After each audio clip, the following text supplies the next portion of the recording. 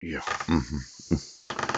Now, this Congress that granted the 20-year charter in 1816, yeah, for a second bank of the United States, it was badly mismanaged at first. Oh, but eventually it prospered.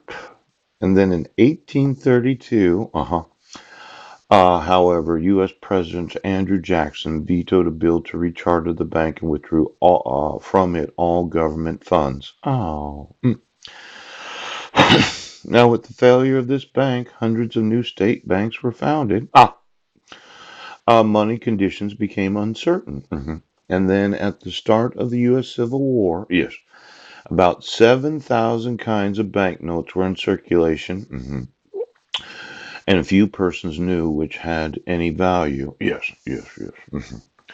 Now, I know that you're sitting there thinking, oh my gosh, they floated their currency. Yes. But let's say that I decide to sue for the removal of the actual charter of the Federal Reserve Bank of the United States. And I know this charter, you'd say I can't do it as president, but I decided to sue the individuals employed in the Federal Reserve Bank for any knowledge of treason, felony, yes, kidnapping, fraud, abuse, mismanagement, and waste. Now, you could either be one of these good, managed banks, yes, one of the successful Federal Reserve banks, yes, where you would immediately inform the United States Treasury. I think what we need to do, yes, is really make China, one of these trading partners with the United States. Yes. And why don't you give me a few hundred billion dollars worth of bonds that I can convert to notes? Yeah. And before anybody in the world realizes how good this is for the world's economy, yes, let's sneak into China and buy the yuan.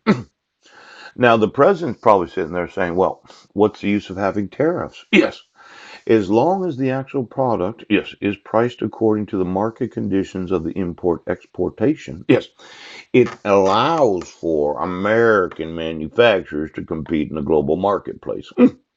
Now, let's say you're wanting to import products from the United States to China. Yeah, you probably buy some yuan today. Pooch, you buy your own product, ship it over there, and sell it once it's there for Chinese yuan. Convert. Yeah.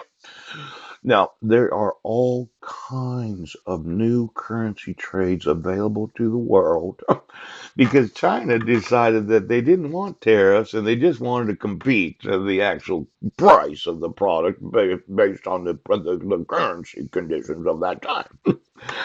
Now, what if you were one of these stupid Federal Reserve banks